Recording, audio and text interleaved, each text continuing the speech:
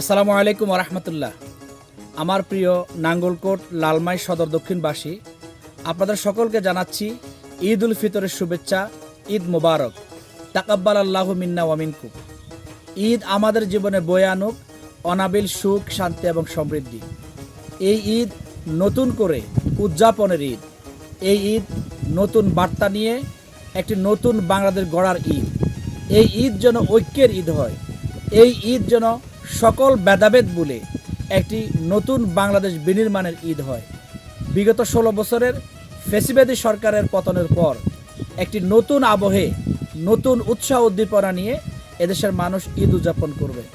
আমার নাঙ্গলকোট লালমাই সদর দক্ষিণের যারা প্রবাসে বিভিন্ন স্থানে অবস্থান করছেন, আপনাদেরকে ঈদের শুভেচ্ছা জানাচ্ছি। বিশেষ করে ঈদের শুভেচ্ছা জানাচ্ছি 24-এর গণ আন্দোলন যারা শহীদ হয়েছেন।